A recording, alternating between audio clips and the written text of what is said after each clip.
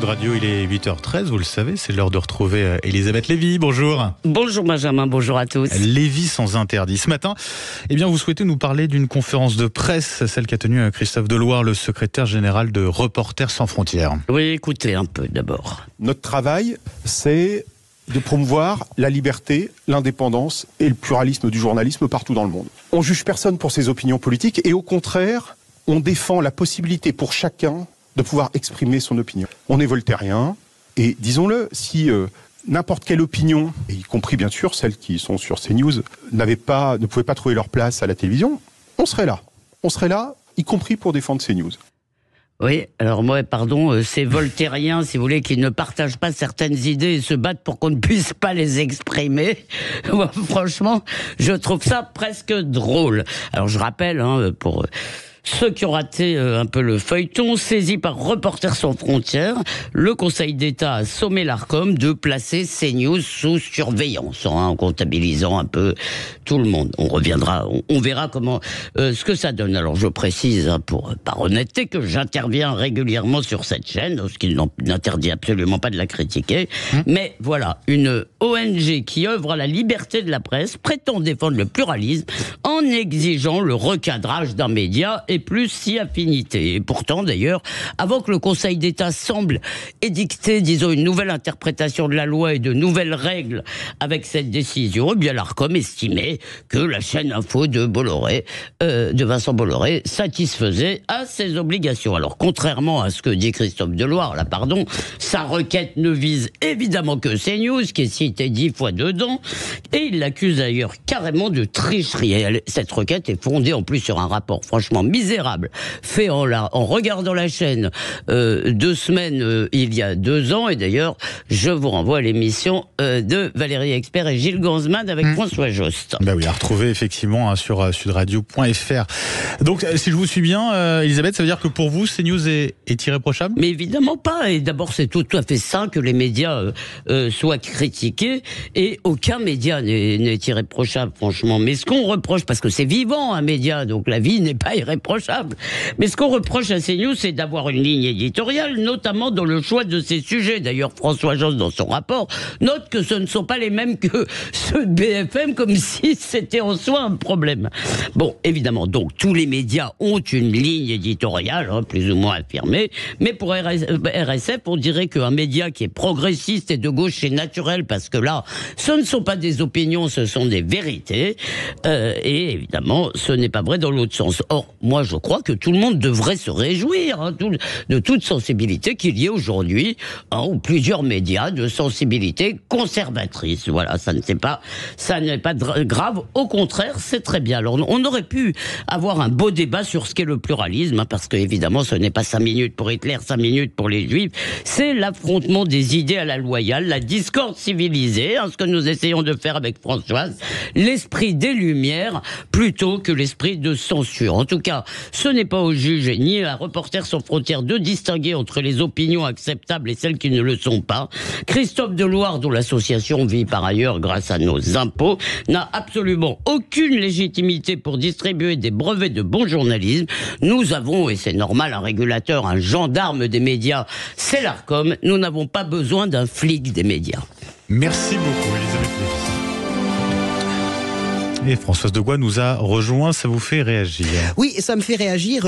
Je voudrais juste dire, CNews assume une ligne éditoriale. Ce qui me gêne dans la réaction de CNews depuis quelques jours, c'est une réaction de vierge outragée sur le pluralisme. La vérité, c'est que CNews a choisi une ligne éditoriale. C'est le débat entre toutes les nuances de droite radicale et d'extrême droite. C'est ce débat-là. Je termine. D'autres télés ont choisi le débat entre toutes les nuances du macronisme. J'ai envie de dire, en gros, globalement, quand on regarde. Voilà. Ce que je n'accepte pas, moi, de CNews, c'est qu'ils n'acceptent pas l'idée qu'on dise qu'ils ont choisi cette ligne-là. C'est leur ligne, du matin au soir et du soir au matin. C'est leur choix, c'est leur décision d'audience. Et ça, c'est très clair. Ensuite, je vais tout à fait dans le sens d'Elisabeth. Moi, je ne suis absolument pas d'accord. Vous vous rendez compte, si on commence à sonder les cœurs et les reins de tous les éditorialistes de France, de tous les animateurs de France. C'est pas possible. La tradition française du journalisme, c'est le journalisme d'opinion. Ça n'est pas vrai qu'il n'a jamais existé de médias conservateurs dans ce pays. Le Figaro est un très grand journal conservateur. Donc je termine en disant que là où je suis d'accord avec Elisabeth, avec plein de gens, c'est que il est hors de question il est hors de question, comment dirais-je, de bloquer la moindre liberté d'expression. La seule limite, c'est la loi. Le jour où CNews dérape sur des propos antisémites, racistes, tout ce que vous voulez. Vous jouez les prolongations. Excusez-moi, mais c'est pas possible. Le débat doit permettre l'échange d'arguments. Oui, s'il vous plaît, Françoise Degois. Juste, vous vouliez réagir notamment sur la question. Je voulais réagir sur tout. Je vais répondre à François sur tous les points. Le premier, je ne veux pas, moi, ici, ce n'est pas mon rôle, me lancer dans un plaidoyer pro-domo pour CNews. J'aurais que simplement ce qui a été dit. Si vous voulez, j'y vais suffisamment où je le regarde pour savoir que ce n'est pas vrai. Même si il y a une sensibilité. Si vous voulez, j'ajoute que les gens de gauche refusent parce qu'évidemment ils doivent croire que c'est contagieux. Beaucoup de gens de gauche refusent d'y aller et après ils dénoncent l'absence de pluralisme. Mais moi, c'est pas mon rôle. C'est aux téléspectateurs, aux auditeurs de se faire une opinion. Mais je ne crois que cela c'est faux. Maintenant, ce qui m'étonne et ce qui me désole, enfin non, ça ne m'étonne pas.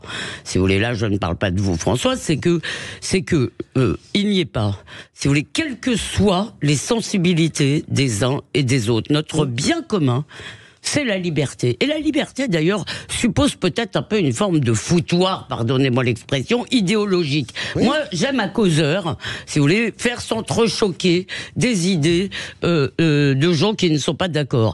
Et, par exemple, je donne des exemples, je regarde en ce moment pour une enquête des chaînes de télévision, il y a des sujets, par exemple, je prends MeToo, si vous voulez, sur lesquels il y a zéro nuance, zéro contradiction. Eh bien moi, j'arrive, si vous voulez, très souvent, et ici d'ailleurs aussi, à faire entendre des voix contradictoires. Franchement, c'est très compliqué de mesurer le pluralisme. C'est pas droite et gauche, c'est pas ça. Le pluralisme, c'est ce que j'ai dit. C'est ce que j'ai dit, Elisabeth. Moi, je ne veux pas sonder les cœurs et les reins. D'une part, ficher les chroniqueurs d'une certaine manière. Mais c'est comment on peut savoir. Ça dépend du sujet aussi. Moi, par exemple, je suis de gauche éternellement. Voilà. Bon, par exemple, je suis totalement de gauche. J'ai toujours été à gauche. J'ai un désaccord depuis le 7 octobre, radical et définitif, et je le dis bien, avec la France Insoumise, qui était jusqu'à présent la principale formation de gauche. Comment on me classe ? Je suis devenu d'un seul coup, j'ai basculé dans le camp des éditorialistes de droite parce que je refute totalement les propos et la pensée, pour moi, toxique de la France Insoumise sur le Proche-Orient et sur le sionisme. Vous me classez comment ? Ça y est, d'un seul coup, on a décidé que c'est fini. Personne n'a le monopole de la gauche. Moi, je suis assumé de gauche. Est-ce que pour ça, on doit compter mon temps de parole, par exemple, au moment des élections ? On a déjà eu ce débat dans le temps de parole du Parti Socialiste ou des Verts ou de la galaxie de gauche. Mais je ne suis absolument pas d'accord. C'est pour ça que je dis que là-dessus, Elisabeth a raison, a profondément raison. Il est hors de question qu'on ait ce flicage-là. La seule limite franchie par CNews ou n'importe quel autre média, ce serait une limite pénale. Pour le reste, écoutez, c'est la liberté d'expression, point. Moi, et puis les gens, moi je m'en fous, je regarde pas CNews, ça m'intéresse pas, mais voilà, c'est mon choix. En fait, ce que je constate, et c'est au-delà de tous les médias, etc., c'est qu'il y a de plus en plus de gens dans ce pays, y compris des intellectuels. Moi, j'ai déjà appelé des intellectuels qui me disaient, en gros, je parle pas à la presse bourgeoise. Je traduis, il le disait pas comme ça, mais qui disait, oui, Frédéric Lordon, je peux le dire, puisqu'il s'en fait gloire. Ou la Gannerie, si on peut dire un intellectuel qui dise, en gros, qu'il ne parle pas aux gens de droite. C'est extraordinaire.